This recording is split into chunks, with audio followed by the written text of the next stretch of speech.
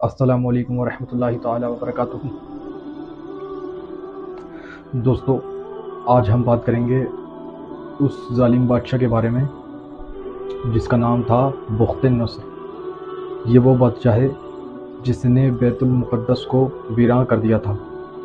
یہ وہ بادشاہ تھا جس نے بنی اسرائیل کو ایک دن میں لاکھوں بنی اسرائیل کو قتل کیا اور لاکھوں بنی اسرائیل کو قیدی بنا لیا۔ مفسرین فرماتے ہیں کہ جب بنی اسرائیل نے اللہ رب العزت کے دین کو پیٹ کے پیچھے ڈال دیا تو اللہ رب العزت نے بخت نصر جیسے ظالم بادشاہ کو بنی اسرائیل پر مسلط کر دیا۔ سورہ بقرہ کی آیت نمبر 259 میں اللہ رب العزت فرما رہا ہے، او کالذی مر علی قریۃ، وہ شخص جو ایک قریے سے گزرا، ایک ولیج سے گزرا، وہی خاویۃ علی عروشہا، جو گری پڑی تھی اپنی چھتوں پر۔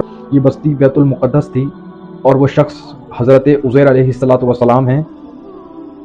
تو حضرت عزیر علیہ السلام کا جب اس بستی سے گزر ہوا تو آپ نے خیال کیا کہ شاید اب اللہ رب العزت اس بستی کو دوبارہ آباد نہیں کرے گا۔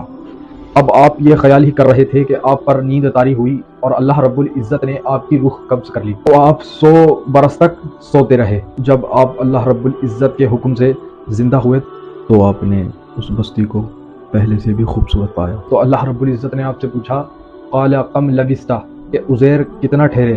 قال لبثت یوما او بعد یوم، تو آپ فرماتے ہیں کہ اے اللہ رب العزت میں آدھا یا ایک دن ٹھہرا۔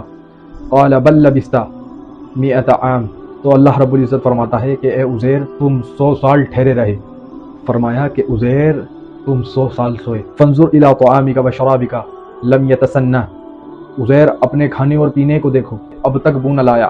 وانظر الی حمارک، اور اپنی سواری کو دیکھو، چمڑی تک باقی نہ رہی۔ اللہ رب العزت نے حضرت عزیر علیہ السلام کی سواری کو زندہ کیا۔